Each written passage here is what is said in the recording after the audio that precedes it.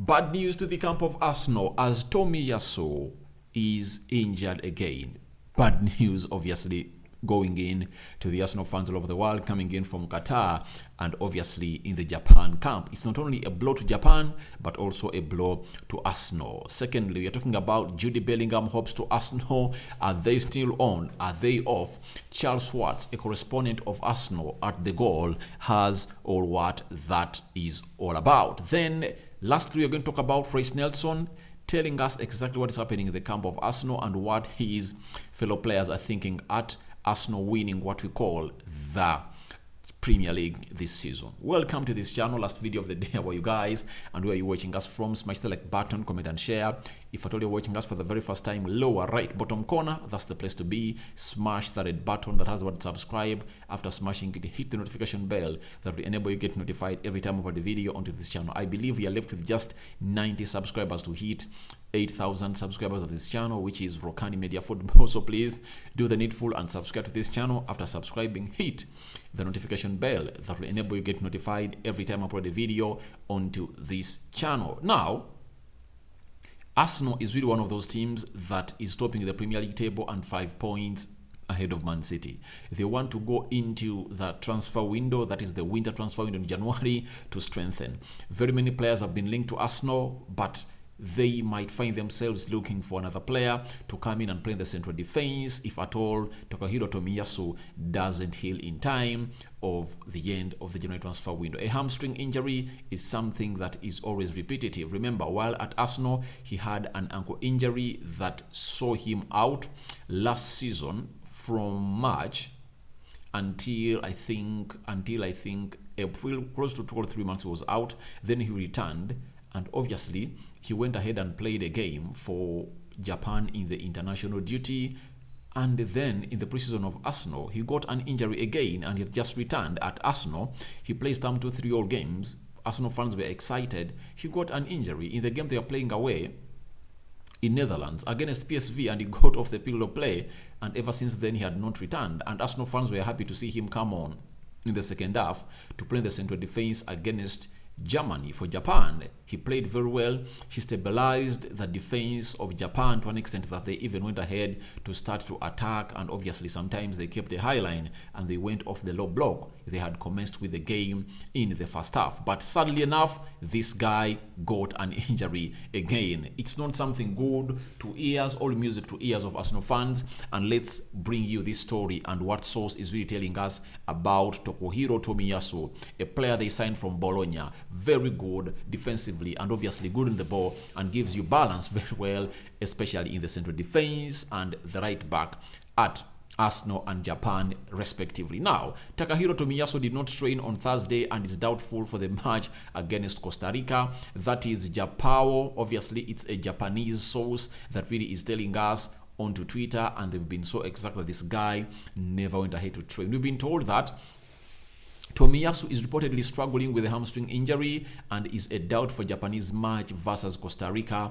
on Saturday. Is it Saturday? It's going to be Sunday. I believe they are playing Costa Rica tomorrow. I think today or tomorrow, depending on where you are really watching us from. Let me see tomorrow's fixtures and who is really going to be playing. Japan is playing the first game against Costa Rica around lunchtime. That is 13 hours African time.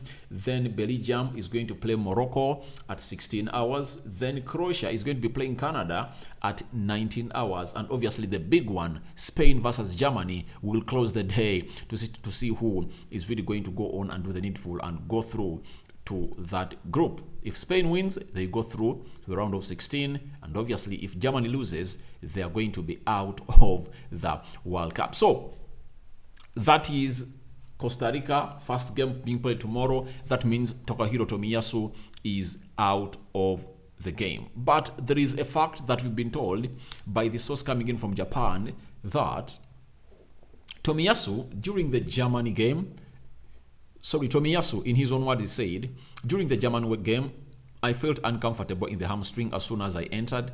After the game, I took care of it and was also examined at the hospital. It wasn't that bad. The rest is the feeling. I don't think it's a problem. That's what Tomiyasu is going ahead to say, that he felt something in his hamstring, but he believes everything is going to go on and really happen in the way he really deserves it to be. But it's really a very huge injury blow to Japan and Arsenal, because Japan looked vulnerable when he was off. When he came on and played 45 minutes after half-time, Japan looked great, meaning that he is a rock to reckon with in that central defense of a team which goes by the names of Japan. Japan are missing him, and even Arsenal are also going to miss him, because you would have expected that he never had enough playing time at Arsenal and would have gone ahead to play maybe all the 3 games in the group stages. If at all they qualify, he can play like 4 or 5 games, such that when he returns at Arsenal, as they prepare to host West Ham at a team which goes at Emirates, obviously you would have expected him to be fully fit, because I believe he was still not yet without fitness levels, though the manager showed us that he trusts him better when it comes to playing huge teams like Liverpool. You remember he played as a left back and pocketed a man who goes by the names of Mohamed Salah in that game that Arsenal won Liverpool by 3-2 at the Emirates. Salah never surfaced, and he was even substituted from that game of football because no impact was made by him. He was too quiet and pocketed by Tomohiro Tomiyasu. What does that mean? If you're having Kieran Tierney and the manager goes in for Tomiyasu to play on that side, that means the manager rates Tomiyasu more highly than Kieran Tierney. And I've always told you guys that Kieran Tierney, wait in the summer. He's really going to be one of those players at Arsenal who is going to be sold. Why? If Arsenal don't go in for another left back, they are going to return Nuno Tavares, who's really having a very spectacular and magnificent season at Marseille. That's what I'm really believing into this sort of game of football. And I believe Arsenal is really having a very huge gap into that area if at all Takahiro Tomiyasu is really injured. Now, we've been told that Takahiro Tomiyasu is expected to miss Japanese match against Costa Rica on Sunday due to discomfort in his right thigh. The Arsenal defender is hopeful he can return to Japanese final group stage game against Spain. I believe against Costa Rica, according to how I saw Costa Rica play against Spain, yeah, he can be rested. But that game against Spain, Takahiro Tomiyasu is needed badly to come in and redo the needful for that side, which goes by the names of Japan. Tomiyasu said, realistically, I'm going to aim to return for the last game of the group league on December 1st on 1st December against Spain. So let's wait and see whether this guy is going to go all out and really make it to a side which goes by the names of Arsenal, as they prepare for a side which goes by the names of, not Arsenal, for a side which goes by the names of Japan. For Arsenal, I think he will get enough rest and maybe he'll return. But that hamstring injury is really bad. He needs more rest and it needs to be treated vividly to see to it that this guy returns back to his form. He's a player that you wouldn't like to see injured at Arsenal. On his coming at Arsenal, he hit the ground running, played very well, not injury prone, not until in March when he got an injury on his ankle, and injuries have been recurring ever since then. So the physios of Arsenal and Japan, I think they are in touch to see how Takahiro Tomiyasu is going to get back to where he's supposed to be. Now, let's leave Takahiro Tomiyasu alone and let's go to another story. Jude Bellingham has been recommended by very many ex-Arsenal players to go on and really get signed by Mikel Arteta and Edu. Now, he played well in the first game they played in the World Cup against Iran.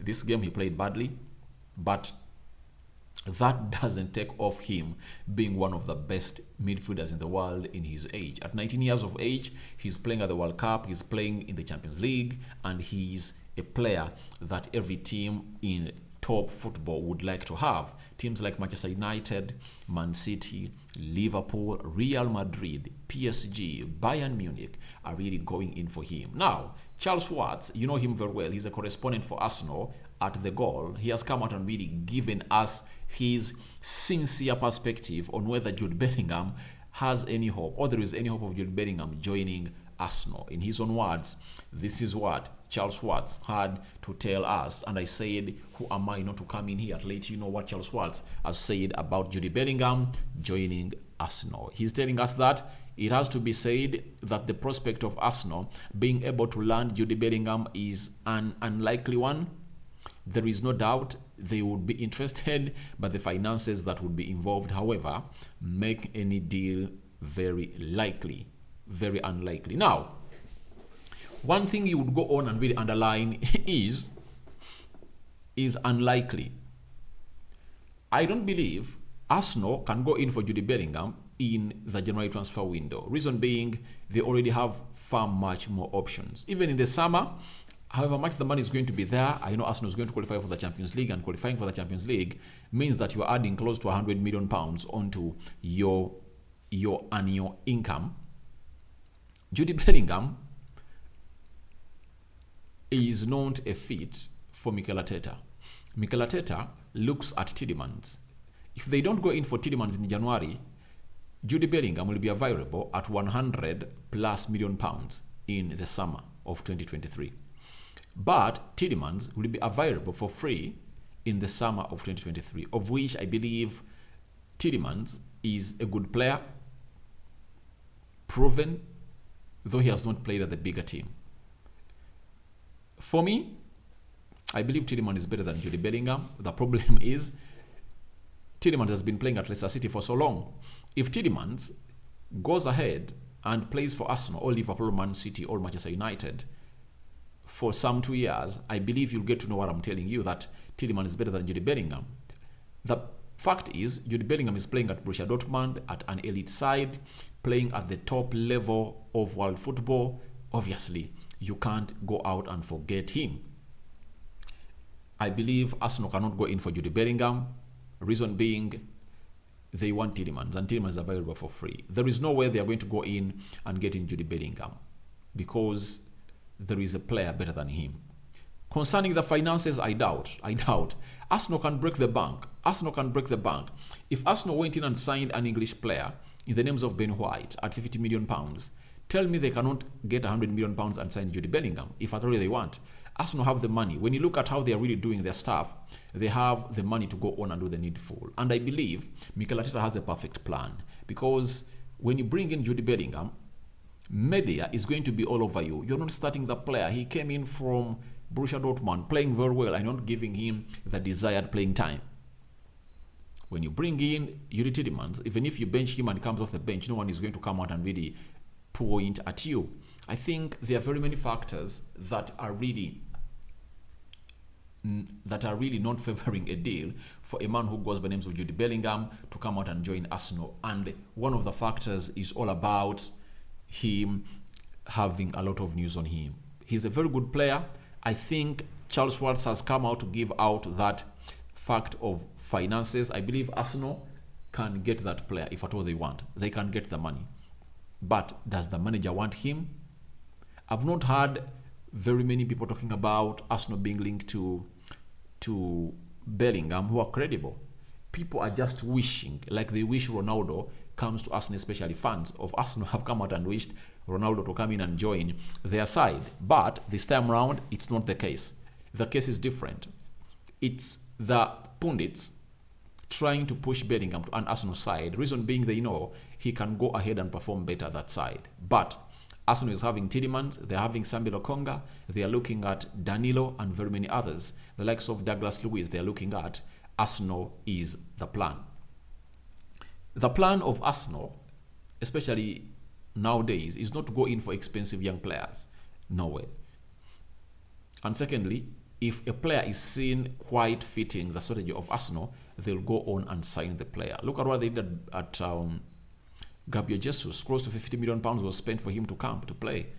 If I told you Bellingham was fitting and ticking all the boxes for Arsenal, I believe they would have gone for him, and an excuse is not for money. Trust me, Arsenal and money are really perpendicular nowadays. They meet at a certain point that is at 90 degrees or acute. But back in the days, they were parallel. And obviously, the last story comes in from Reiss. Nelson is a player who came on and played very well in the game of Nottingham, scored a brace and created 1 assist, equaling 3 goal involvements in a single game. And obviously has come out and told us that I feel like the players have kind of they are not thinking about the title. We are just thinking about each game as it comes. The manager has instilled that in us. After every game, we have a picture on the board of the plan for the next game. Mikel Arteta is really an amazing manager. You see, when you look at how he is controlling the dressing room and the way players are so much focused onto what the next game is. Though I don't believe in this talk that they are not thinking about the title, they are thinking about the title because around Christmas is the perfect time for your players to really know that, all right, it's time for us to go on and really win the title. Obviously, you know, to win a title, you have to win all your games or win most of your games. And obviously, that is something I predicted close to 8-9 months ago, that Arsenal are really going to hit 90 points. When you hit 90 points, obviously, you are into the quotation of winning the title. Reiss Nelson is saying they're not thinking about the title, but the fact is these players of Arsenal are thinking about the title. When you look at how they are aggressive on the field of play, they are really doing great. The manager instilling that in them, obviously, that is media type. That is made for the media. But down in the dressing room of Arsenal, the players have to chant about the trophy. I wish maybe Amazon is shooting another all or nothing for Arsenal this season. By the end of this season, if at all it comes out, you'll find out that these players were chanting that we are winning the title in the dressing room. You get? So, I believe they have that and they believe in it. And obviously, they are the team right to go on and celebrate about it. Because for how long have Arsenal taken without not being into the top of the league at Christmas season?